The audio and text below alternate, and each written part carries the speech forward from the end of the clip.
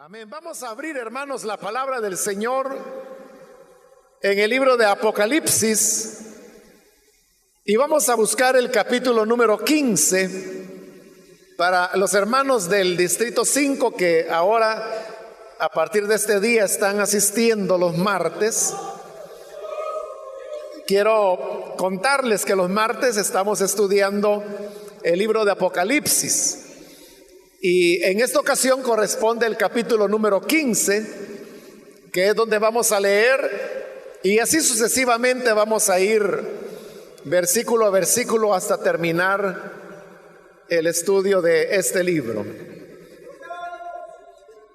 La palabra del Señor nos dice en el libro de Apocalipsis, capítulo 15 y versículo 1: vi en el cielo otra señal grande y maravillosa, 7 ángeles con las 7 plagas que son las últimas, pues con ellas se consumará la ira de Dios.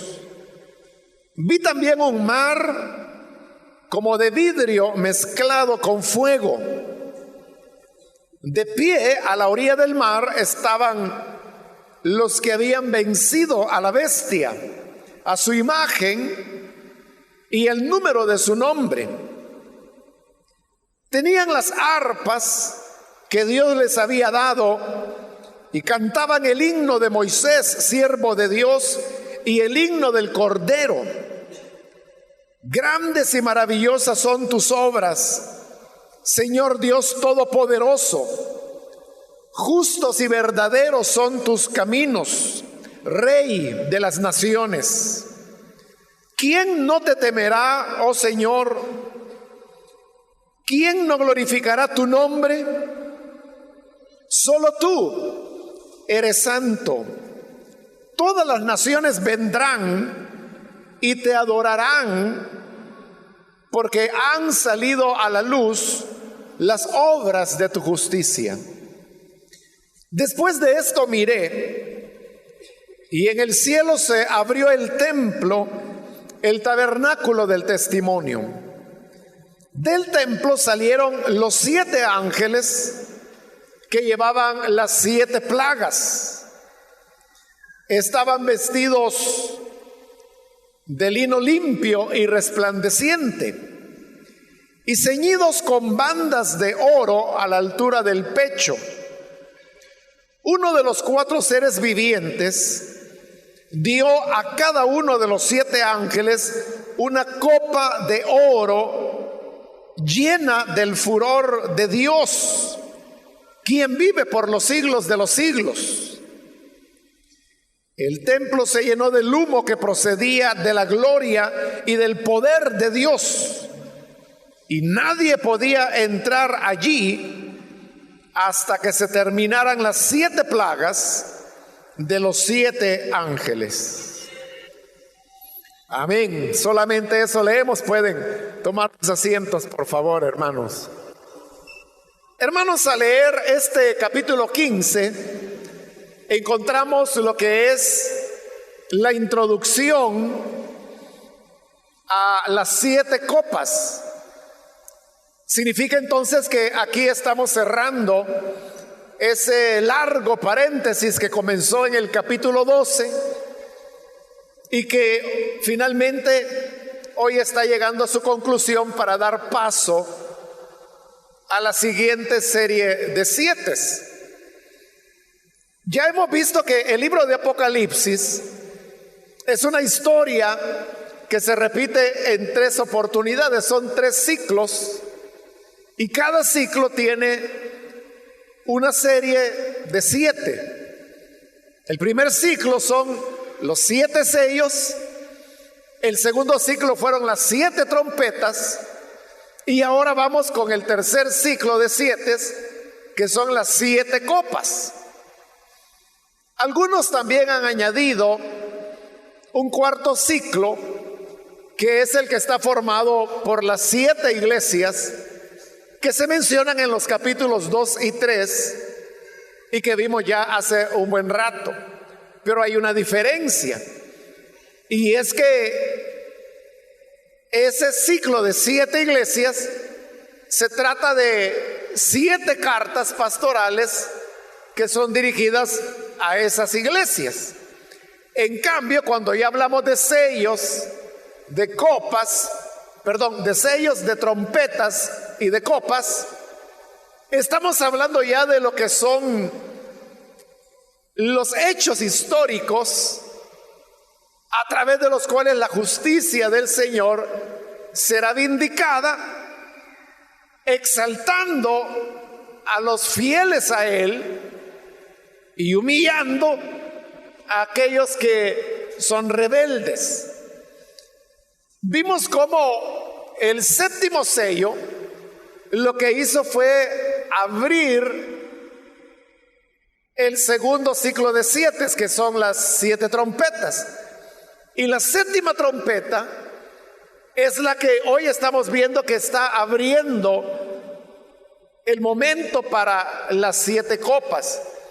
Es decir, que estos 3 series de 7 están enlazados los unos con los otros.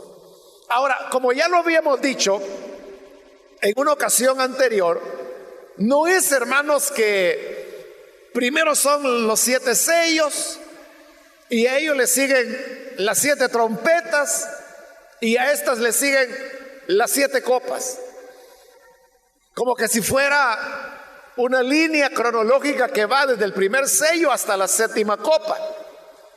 Más bien hemos dicho que es una historia cíclica y que los elementos que aparecen en los 7 sellos fundamentalmente son los mismos que aparecen en las 7 trompetas, y vamos a ver que son los mismos que también esencialmente aparecen en las 7 copas.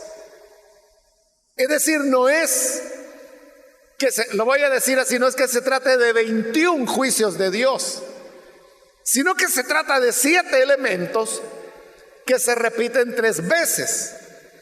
La diferencia es que en cada serie los elementos que se han mencionado en la anterior se van ampliando o se van profundizando.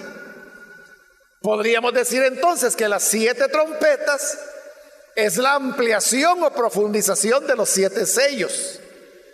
Y ahora que vamos con las 7 copas, esta será la ampliación o profundización de las trompetas y de los sellos. Ahora, como le he dicho, este capítulo 15, que es un capítulo corto, es como la introducción a las 7 copas, las cuales comenzarán a ser descritas en el capítulo 16. Pero veamos entonces cómo es esta introducción. Dice el versículo 1 del capítulo 15: vi en el cielo otra señal grande y maravillosa. Estas palabras son casi las mismas que encontramos en el capítulo 12, que es donde inició el paréntesis. Y por eso es que estamos hablando de un paréntesis, que al final de la 7ª trompeta, Juan dice que vio en los cielos una señal grande y maravillosa, que era la mujer vestida con el sol y la luna y las 7 estrellas, ¿se recuerda? Entonces, hoy Juan está viendo otra vez otra señal grande y maravillosa. Entonces, así como el paréntesis comenzó con una señal grande y maravillosa, hoy se está cerrando también con una señal grande y maravillosa. ¿Cuál es ahora la otra señal grande y maravillosa que menciona Juan? Dice que vio 7 ángeles con las 7 plagas, que son las últimas, pues con ellas se consumará la ira de Dios. Hoy aparece en el cielo otros 7 ángeles, y digo otros porque hemos visto mucha actividad angélica en los capítulos anteriores, en este paréntesis que hoy estamos cerrando. Estos 7 ángeles dice que cada uno de ellos tenía las 7 plagas y que se nos dice que son las últimas. Ahí hay que poner atención a algo, hermanos. Y es que las 7 plagas no están en las copas que les serán entregadas a los ángeles. Porque vea, todavía no se les han entregado las copas. Se les van a entregar hasta el versículo 7. Pero ya en el 1 se está diciendo que los 7 ángeles aparecieron con las 7 plagas. De igual manera, vea el versículo 6. Del templo salieron los 7 ángeles que llevaban las 7 plagas. Es decir, ellos ya las llevaban. Aunque es hasta el siguiente versículo donde se nos dice que se les van a entregar las copas. Entonces, las copas de oro que se le van a entregar a cada uno de los 7 ángeles no contienen la plaga. Lo que la copa contiene, como ahí mismo lo dice, es el furor de Dios, el enojo de Dios. Las plagas son los ángeles quienes ya las llevan, ya las portan. Recuerde, hermano, que ya lo hemos mencionado también, que entre el libro de Apocalipsis y el libro de Éxodo hay bastantes similitudes. Y hemos visto cómo muchas de las plagas o juicios que se describen en este libro de Apocalipsis son iguales a las señales que Moisés hizo en Egipto. Ahora, allá en Egipto, la 10ª plaga, que es la única a la que se le llama plaga, recordará usted que consistía en una enfermedad que solamente atacaba a los primogénitos de los egipcios. Pero si usted recuerda, cuando llega el momento, allá en el capítulo 12, si no estoy mal, de Éxodo, el Señor le habla a Moisés y le dice que el ángel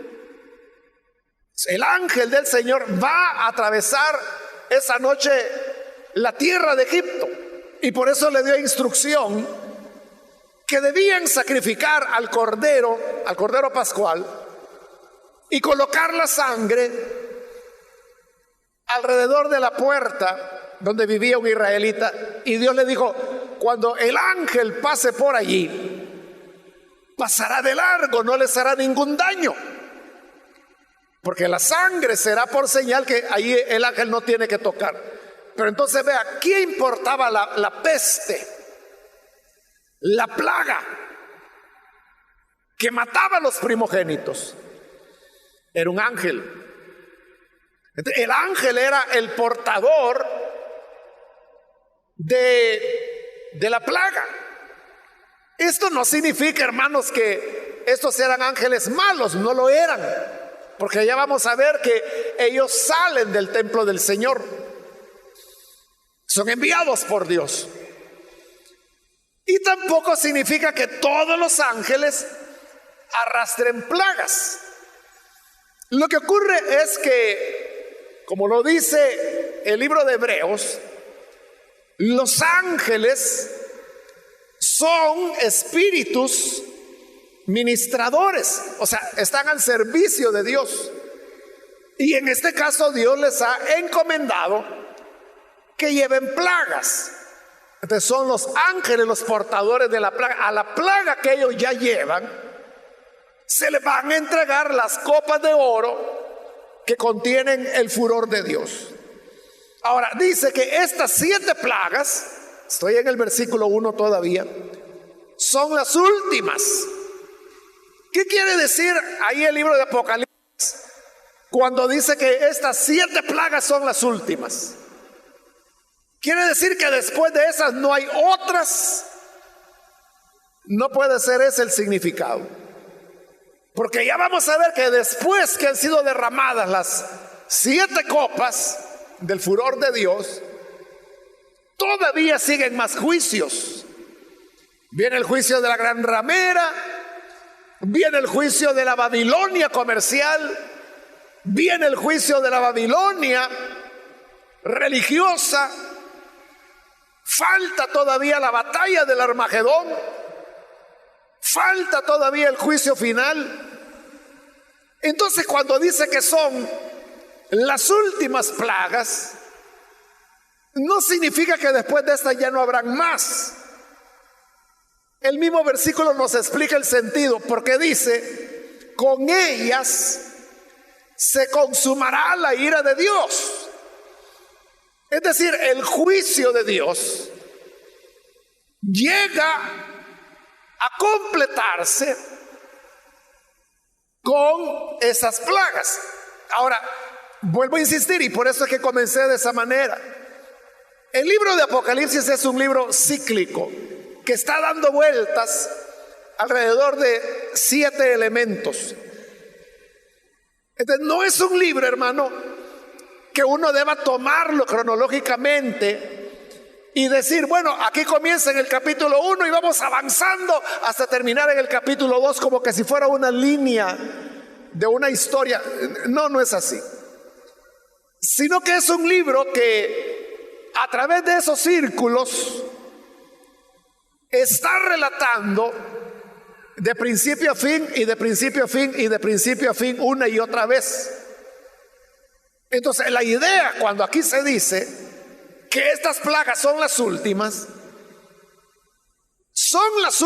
porque de esta manera es como el juicio, el castigo de Dios queda satisfecho. Y esto, hermano, lo que significa es que como Dios es un juez justo, entonces como justo que Él es, Él da la paga que la rebelión humana merece. Y esa paga que Él está dando es una paga justa. Por lo tanto, esa sentencia, voy a decir, que Dios ha emitido, debe ser cumplida. Hermanos, ¿qué ocurriría? Vamos a poner un ejemplo. Que hay un criminal que comete un delito en contra suya. Delito por el cual usted sale muy afectado. Pero esta persona es capturada porque ha cometido un delito. Va ante un juez. El juez valora las pruebas que hay y en base a ellas determina que en verdad cometió un delito y que por lo tanto es culpable.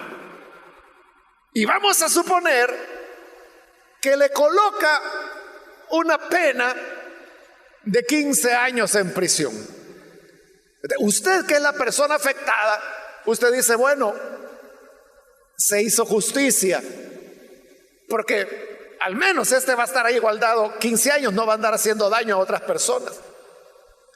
Pero ¿qué ocurriría si a la vuelta de 5 años sucede que el juez le dice a esta persona, no, a mí me parece que usted ya cumplió, puede salir? Y sale.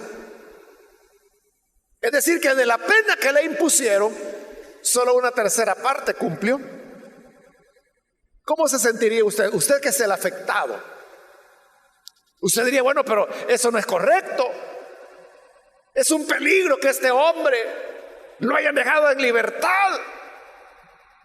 Este va a hacer muchos males. Pero hermanos, Dios no es así. Cuando Dios establece una sentencia, porque Él es justo, Él no se puede mover. Y como es justo, entonces es que hasta que la última plaga, hasta que, voy a decir, el último día de la pena que Él ha establecido se cumpla, hasta entonces se consumará la ira de Dios. Ahí dice ira de Dios, pero no significa que Dios dice, no, es que me la voy a desquitar. No, no es así. Lo expresa como ira, pero realmente es la justicia de Dios. Yo les he contado, hermanos, en alguna ocasión eran dos hermanos de padre y madre, ¿no? Salvadoreños, cristianos, y ellos emigran, se van a los Estados Unidos, casi niños, allá crecen, y uno de estos muchachos, ya siendo muchacho, se desvió del camino del Señor y se involucró con pandillas allá en los Estados Unidos. Y en una ocasión ellos iban en un vehículo y ahí iba este muchacho, y sucede que desde este vehículo dispararon y mataron a otro joven que iba en la calle. El que disparó era el jefe de ese grupito, pero la policía estaba cerca y los comenzaron a seguir. Entonces, mientras ellos iban huyendo de la policía, vino el jefe y le dijo al muchacho al salvadoreño: mira, cuando nos detengan, di que fuiste tú. Y como usted sabe que dentro de la pandilla palabra es palabra, entonces le digo, está bien. Los detuvo la policía y dijo, ¿quién disparó? Y le digo, yo fui. Lo capturaron, lo llevaron a juicio, y el juez determinó, aunque era menor de edad él en ese momento, determinó 2 cadenas perpetuas para él. Esa fue la pena. 2 cadenas perpetuas. Y usted dirá, bueno, ¿y eso qué sentido tiene si solo una vida tenemos, no? Sí, pero por si acaso este tiene 2, va a pasar preso las 2 vidas, ¿no? Así son las leyes allá. 2 cadenas perpetuas. Le digo, él era ahí menor. Y lo llevaron a un penal de máxima, donde están los más peligrosos. Pero como él tenía una raíz cristiana, entonces él obviamente se dio cuenta, estoy en mal camino, esto me pasó por alejarme del Señor. Se reconcilió, y no le voy a alargar mucho la historia. La cuestión es que hoy él ya es un hombre, y dentro de la cárcel él estudió y se graduó con honores. Hoy él es abogado. Él nunca va a poder ejercer, porque en los Estados Unidos es igual que aquí, que una persona que está detenida no puede ejercer sus derechos ciudadanos. Entonces, aunque él es un abogado brillante porque se graduó con honores, él no puede ejercer porque es un convicto. Pero él ha demostrado muy buena conducta. Ya tiene años de estar preso. Le digo, él entró ahí menor y es un hombre. Y el juez, al revisar el caso, vio todos estos méritos. Bueno, hoy él está en un penal ya diferente, donde ya es un poco más flexible, porque él ha tenido buena conducta. Entonces hoy en este penal ya hay un árbol. Donde estuvo los otros años no había nada, ni un árbol, pero en este ya hay un árbol. Tienen un patio todo de concreto, pero hay un árbol en medio. Entonces, eso para ellos ya es un beneficio. Entonces, los abogados de él han venido apelando para que le rebajen la pena. Y el juez, como él ha tenido buena conducta, se la fue rebajando. Pero ya llegaron al límite donde la ley les permite llegar. Entonces él ya le suprimieron una cadena perpetua, pero le queda una todavía. Ya no le pueden bajar más. De ahí ya no le pueden bajar más. Entonces uno diría, bueno, pero entonces eso es simplemente algo de papel, porque de todas maneras, ¿cómo iba a cumplir la segunda cadena perpetua? Pero aunque sea de papel, es como una cuestión simbólica, diríamos. Pero ya la ley no permite que de la cadena perpetua, la única que le queda, le bajen más. Ya no se puede. Ya la ley no lo permite. Y el colmo de todo esto es que no fue él. Él lo hizo por obediencia. El que verdaderamente mató al muchacho, ese nunca fue capturado. Entonces, ahí es donde uno piensa, Y quizás usted ya lo está pensando. O sea, yo conozco al hermano de él. O sea, quien me ha contado esta historia fue su hermano, porque por eso comencé la historia, que eran dos hermanos. Pero el otro hermano, él sigue sirviendo en una de nuestras filiales allá. Está a tiempo completo en la obra de Dios. Y es un buen hermano. Entonces cuando él me cuenta la historia, yo lo que pensé quizás es lo que usted está pensando. Y usted dirá, bueno, pero qué barbaridad, ¿no? No hay para él una oportunidad si era un menor, hoy ya es un adulto, ya es un hombre, ya tiene una manera diferente de pensar. Y no solo ha cambiado su manera de pensar, su vida es distinta. Si hubiera quedado en la calle, quizás nunca se hubiera graduado, pero hoy se graduó. Entonces, yo lo que pensé fue, y es lo que le pregunté al hermano, y ahí ya no se puede más, ya no hay otra manera. No, ya no hay nada. O sea, aquí nadie, ni la Corte Suprema, ni el presidente, nadie ya puede hacer nada. Entonces uno dice, qué barbaridad, implacable, ¿no? Por eso es que los estadounidenses tienen un dicho. Ellos dicen, la ley es la ley. La ley es la ley. O sea, porque es así como le estoy diciendo. Y uno dice, bueno, y eso es justo. Bueno, en el caso de él, no es justo porque, le digo, ni fue él. No fue él. Pero, ¿por qué se llega a esos niveles? Porque es la manera de establecer justicia. Le pongo eso como un ejemplo para que entendamos que si eso lo hacen los hombres, que son imperfectos, que se equivocan, voy a decir así, que son blandengues, ¿cuánto más no lo va a hacer el Señor, que es el juez justo del universo? Él no va a negociar.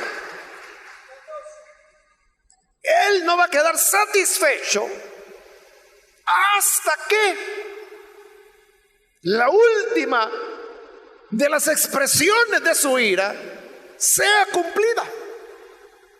Entonces, por eso, en ese sentido es que se dice que eran las últimas plagas.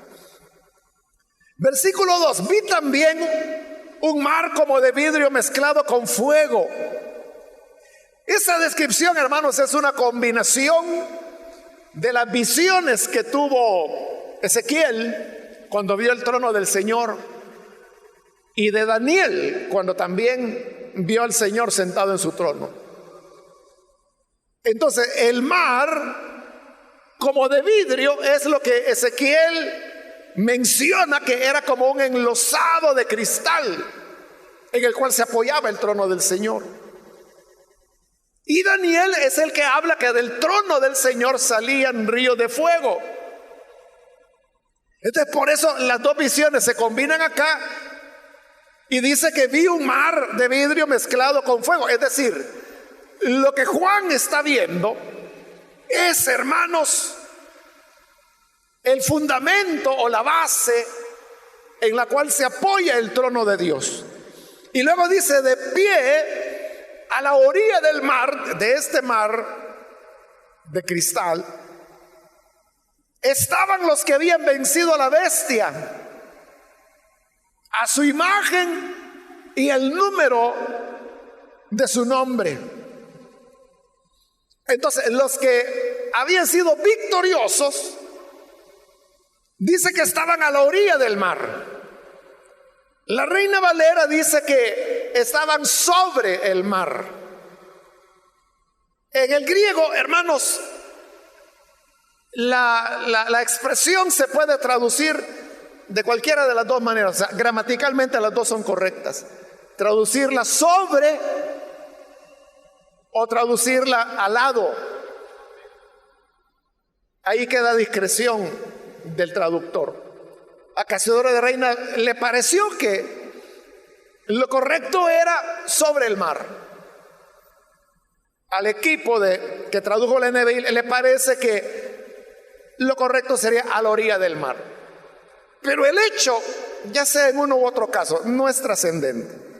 Lo que sí es trascendente es que dice que estos estaban de pie Y el estar de pie, hermanos, hemos visto en la Escritura que es un símbolo de victoria, es un símbolo de triunfo, porque se recuerda, así comienza Apocalipsis cuando dice: y vi un cordero como inmolado de pie. ¿De cómo es eso que se había sido sacrificado? Es decir, había sido muerto, está de pie, porque Él es victorioso. Entonces estos también están de pie porque son victoriosos, porque dice: han vencido a la bestia, a su imagen y el número de su nombre. Note que no se nos dice que ellos sean mártires, porque ya hemos encontrado mártires varias veces en los capítulos anteriores, pero estos no son mártires. Es decir, que para ser victoriosos no solamente se logra a través del martirio, la victoria también se logra por la perseverancia, por el negarse a aceptar el sistema de la bestia, y así se vence a la bestia, a su imagen y el número de su nombre. Por eso muchas veces lo he dicho y lo vuelvo a repetir: el libro de Apocalipsis no es un libro para meterle miedo a nadie, es un libro de esperanza, porque aquí lo que se nos está diciendo es que los fieles vencieron a la bestia, a su imagen, al número de su nombre, y que estaban en pie delante del trono del que vive para siempre.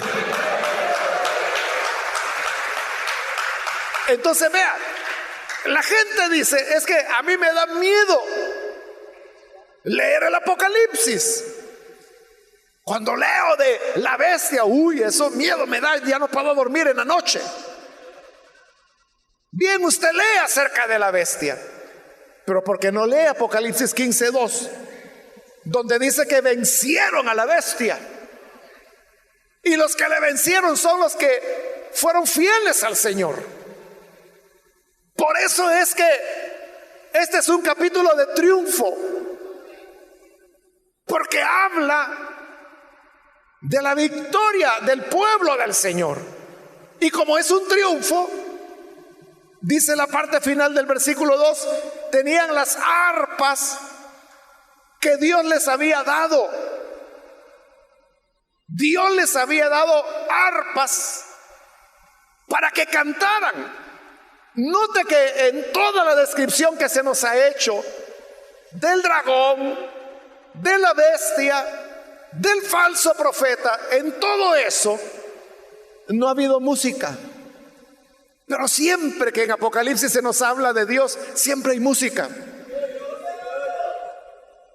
Desde el capítulo 1, el capítulo 4, donde ya Juan es arrebatado al cielo y dice que oyó voces de cantos, de alabanza, de arpistas. Y hoy que estos han vencido, también dice que cantaban, y era Dios quien les había dado las arpas, donde queda claro que es Dios la fuente de la cual brota el talento artístico en todos los sentidos. Claro, aquí está hablando del sentido musical. Esos son dones que Dios da. La Escritura dice que todo don perfecto proviene del Padre de las luces. Entonces, Dios es el que entrega a las personas el talento para adorarle, el talento para, en este caso, tañer un arpa. Pero en nuestro mundo y en nuestra cultura, pues sería para tocar un teclado, una guitarra, un bajo, percusión, o para cantar. Son dones que vienen de parte de Dios. Entonces, esto es una fiesta, esta es una alegría. Y dice el versículo 3: y cantaban el himno de Moisés. El himno de Moisés usted lo puede encontrar en el capítulo 15 del libro de Éxodo, que es el que sigue al paso del Mar Rojo. Pero usted dirá, ¿qué tiene que ver el canto de Moisés en Apocalipsis? Tiene que ver lo que él ha estado diciendo anteriormente, y es que hay un paralelismo entre Éxodo y Apocalipsis, no solo por las plagas, sino que también por los cantos. Por eso habla del himno de Moisés, siervo de Dios, y del himno del Cordero, que son cantos de triunfo, porque Apocalipsis es el nuevo éxodo del pueblo de Dios, de cómo es librado de la gran Babilonia, de la gran ramera, de la bestia, del falso profeta, de el sello del número de su nombre. Así como después de pasar el Mar Rojo, el pueblo de Israel salió a la libertad y Moisés cantó. De igual manera, hoy en Apocalipsis, cuando vemos a los que fueron redimidos, también ellos cantan. Después de un éxodo, no para salir de Egipto, sino que para salir de la opresión, de la bestia, del falso profeta, de su imagen y del número de su nombre. Y por eso cantaban, dice el versículo 3, grandes y maravillosas son tus obras, Señor Dios Todopoderoso. Las obras del Señor, dice, son grandes y maravillosas. ¿Por qué razón? Porque uno podría pensar que todo lo que se describe en este libro de Apocalipsis y todas las situaciones que vivimos al presente, uno diría, bueno, ¿y cómo es que Dios reina? ¿Y cómo es que Dios tiene control de su universo? Si habrá un anticristo, si habrá una bestia, si habrá un falso profeta, si van a hacer milagros engañosos, si dice que la bestia se le dio perseguir a los santos y vencerlos, ¿cómo es eso que el malo vence al bueno? Lo que ocurre es que no es la palabra final. El final es cuando estén en pie delante del Señor los que vencieron y fueron fieles. Por eso es que las obras del Señor son grandes y maravillosas, porque nosotros no las podemos entender. Nuestro entendimiento corto nos dice, es que si yo soy bueno me tiene que ir bien, y si aquel es malo le tiene que ir mal. Pero a veces no es así. A veces sucede, como dice el libro de Eclesiastés, que al malo le va como que si fuera bueno y al bueno le va como que si fuera malo. Vea la historia que Jesús contó de Lázaro, el mendigo, y el rico. El rico era un egoísta que ni migajas le daba al pobre Lázaro. Pero ¿cómo era la vida de él? Vivía en opulencia, era rico, dice que tenía banquete cada día. Para él no era necesario que fuera cumpleaños o alguna ocasión especial. En su casa había banquete cada día. Y en cambio Lázaro, que era el justo, el nombre Lázaro significa el que espera en el Señor. Pero ¿cómo era la vida del que esperaba en el Señor? Hambriento, pobre, enfermo, llagado. Los perros venían y le lamían las llagas hasta que finalmente muere. ¿Cómo es eso? Que al malo le va bien y el bueno muere en las más miserables condiciones. Momento, dijo el Señor, pero ese no es el final de la historia. Sucede que habiendo muerto Lázaro y después murió el rico también, abrió los ojos estando en el Hades, y allí estaba en tormentos, y vio de lejos a Lázaro que estaba en el seno de Abraham, y era tal la llama que atormentaba al rico que le dijo: Abraham, manda a Lázaro para que refresque mi lengua. Y Abraham le dijo: no se puede, porque tú tuviste tus bienes en la tierra y males, pero hoy él aquí es consolado y tú atormentado. Ese es el final real de la historia. Y ahí están todavía. Ahí está el rico aguantando todavía. Por eso grandes y maravillosas son las obras del Señor. Grandes y maravillosas son tus obras, Señor Dios Todopoderoso. Él sabe lo que está haciendo. Esperemos el final, hermanos. Ahora es que nosotros podemos decir: Dios me olvidó cuando más yo quería servirles, cuando peor de la patada me fue. Tranquilo, esperemos el final. Sigue el versículo 3: justos y verdaderos son tus caminos, Rey de las naciones. Dios obra en justicia y en verdad. Jamás tomará por inocente al culpable, y jamás tomará por culpable al inocente, sino que cada uno, según lo que sembró, eso cosechará. Porque justos y verdaderos son los caminos del Rey de las naciones. Versículo 4: ¿quién no te temerá, oh Señor? ¿Quién no glorificará tu nombre?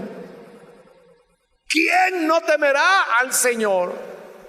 Si Él es justo, si Él cumple su palabra, ¿quién no le temerá?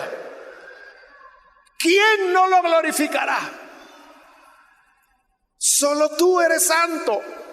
Todas las naciones vendrán y te adorarán, porque han salido a la luz las obras de tu justicia. Hoy es cuando la gente dice: no, Dios no existe.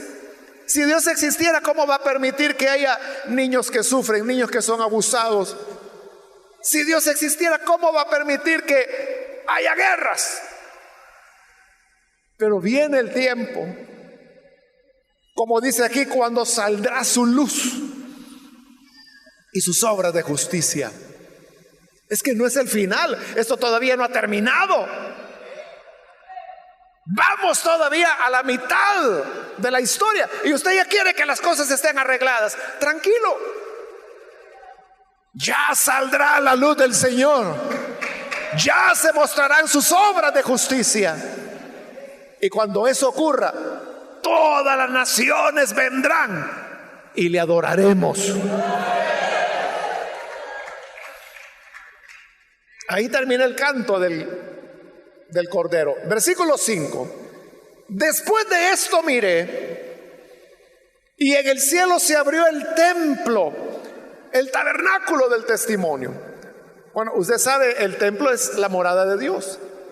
Entonces, se abre las puertas del templo, y dice el 6: del templo salieron los 7 ángeles que llevaban las 7 plagas. Por eso le decía, son ángeles del Señor que van saliendo del templo del Señor. Estaban vestidos de lino limpio y resplandeciente, que significa santidad, pureza total, y ceñidos con bandas de oro a la altura del pecho, semejante al cinto de oro con el cual vimos al Hijo de Dios en el capítulo 1 de este libro. Estos son ángeles de Dios, aunque llevan plagas, pero son ángeles de Dios porque van vestidos de lino limpio y resplandeciente. Ahora, dice el versículo 7, uno de los 4 seres vivientes, porque recuerde, aquí todavía estamos frente al trono de Dios, que comenzó allá en el capítulo 4, cuando Juan oyó la voz que le decía: sube acá, y él subió y vio el trono donde estaba sentado el que vive por siempre, y vio que había 4 seres vivientes, todavía están aquí. Uno de esos seres vivientes, dice el versículo 7, dio a cada uno de los 7 ángeles una copa de oro llena del furor de Dios que vive por los siglos de los siglos. Este ser viviente, que también pueden ser llamados querubines, entregó a cada ángel una copa de oro llena del furor de Dios. Ahí va la justicia de Dios. Y dice el versículo 8, el templo se llenó del humo que procedía de la gloria y del poder de Dios. Es decir, Dios estaba allí en su templo, y nadie podía entrar ahí hasta que se terminaran las 7 plagas de los 7 ángeles. Entonces ya están preparados los 7 ángeles, las 7 plagas y las 7 copas que cada uno de ellos tiene en su mano, listos para irlas a derramar. Entonces, en la próxima oportunidad veremos cómo cada uno de ellos van y derraman el contenido de la copa sobre la tierra. Pero la enseñanza, hermanos, que nos deja este pasaje es que los caminos del Señor son justos y verdaderos. Nuestro Dios es un Dios que es justo. No dejará pasar el mal que el hombre hace, y tampoco dejará pasar el bien que cualquiera de sus hijos haga. Recibirá su recompensa. Como dijo el Señor, aunque sea un vaso de agua que des a un pequeño, tendrás recompensa. No vas a perder tu recompensa, porque los caminos del Señor son justos y verdaderos. Son tan justos esos caminos que por eso Él envió a su Hijo Jesucristo, para que, pagando Él el precio de nuestros pecados, hoy nosotros podamos tener vida. Y esa es la puerta de invitación que se abre para todos los amigos, amigas que todavía no han creído en el Señor. En Cristo tenemos salvación y perdón. Vamos a orar.